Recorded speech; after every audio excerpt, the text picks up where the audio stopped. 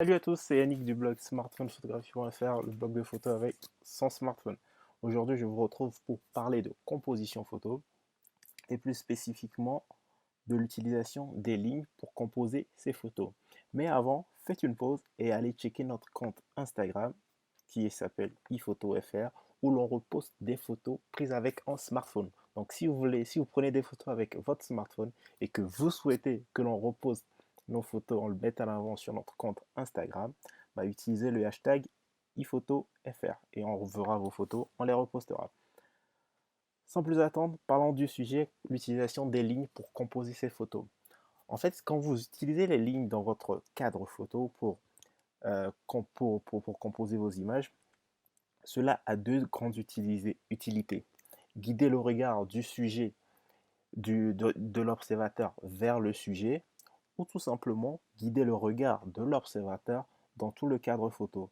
Donc si vous prenez une photo comme celle-ci, vous avez les lignes de la montagne qui vont guider le regard de l'observateur dans tout le cadre photo et peut-être une ligne qui va guider vers un petit sujet qui est dans votre photo.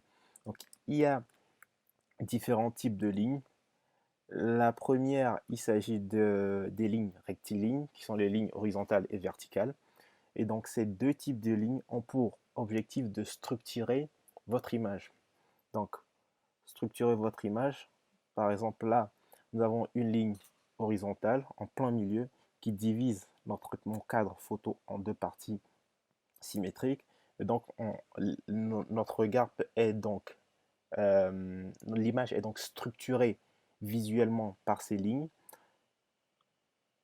Pareil, sur cette photo, nous avons des lignes horizontales qui verticales plutôt, excusez-moi, des lignes verticales qui délimitent l'espace dans votre cadre photo et focalisent l'attention sur le sujet qui est en bas en rouge. Donc, les lignes rectilignes ont cet objectif-là, délimiter l'espace dans votre cadre photo et guider aussi également le regard vers votre sujet. Comme par exemple ici, avec le deuxième type de ligne, il s'agit des lignes diagonales. Les lignes diagonales sont tout simplement les lignes qui partent du coin dans votre cadre photo. Donc là, nous avons la ligne formée par le RERA qui part du coin et donc qui rejoint l'autre bout de la photo, mais qui dynamise fortement la photo. Une autre photo, sur laquelle vous pouvez voir ça, c'est cette photo de Little Cole. Donc nous avons des lignes diagonales qui partent du coin de la photo et qui rejoignent l'horizon et qui donnent cet effet de perspective très très forte, donc qui nous fait voyager à travers dans la photo, dans le cadre de la photo, qui dynamise également la photo. Troisième élément, troisième type de ligne que vous pouvez utiliser, c'est les lignes implicites. Les lignes implicites, ce sont des lignes qui sont formées dans votre photo, qui ne sont pas des lignes qui sont tracées qui sont pas des lignes qui sont tracées très structurées, mais qui sont des lignes un peu plus douces, un peu plus soft, et qui sont induites par le sujet de la photo. Par exemple, là, nous avons une personne, un vieux monsieur qui marche. Je ne sais pas s'il est vieux, hein. Mais bon, il a l'air vieux, et donc il marche de la droite vers la gauche. Et donc, en marchant de la droite vers la gauche, ce monsieur donne un dynamisme à cette photo. Et donc, nous avons une ligne qui est suggérée par ce mouvement de la droite vers la gauche. Donc, il s'agit de la ligne du mouvement là. Pareil, si par exemple quelqu'un regarde de la droite vers la gauche, nous avons une impression de ligne qui se crée de la droite vers la gauche. Une autre photo qui peut vous servir d'exemple, il s'agit de cette photo toujours de Little Cole où l'on voit sa main et ainsi que la main de sa fille. Donc ce prolongement de main hors du cadre dans le cadre photo donc crée une ligne virtuelle qui guide le regard de l'observateur vers l'horizon avec ce coucher de soleil qui peut être vu. Donc, ligne implicite de la main vers l'horizon.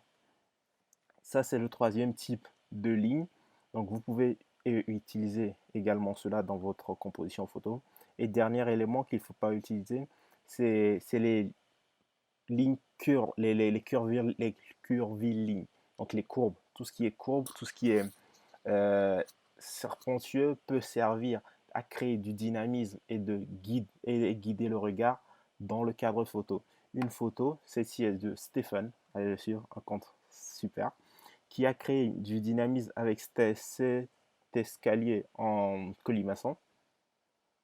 Donc dynamisme créé par cela et également un sujet placé dans le cadre pour fixer l'œil. Et donc la photo, il s'agit de la photo de ce sujet, mais avec l'utilisation des lignes de l'escalier pour guider le regard vers le sujet et guider le regard de l'observateur dans tout le cadre photo. Donc si vous regardez cette photo, bah, vous allez regarder cette ligne, vous allez regarder le sujet qui est cette personne-là avec l'appareil photo et ensuite prolonger votre regard jusqu'au fond de l'image. Donc c'est ça, c'est à ça que servent les lignes dans la photo et ça permet de dynamiser, de faire voyager le regard de l'observateur, du sujet et dans tout le cadre photo.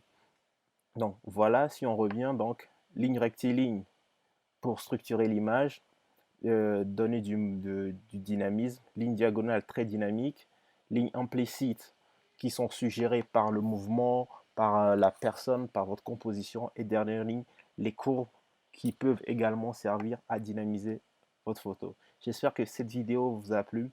N'hésitez pas à aller voir notre compte Instagram, iPhotoFR.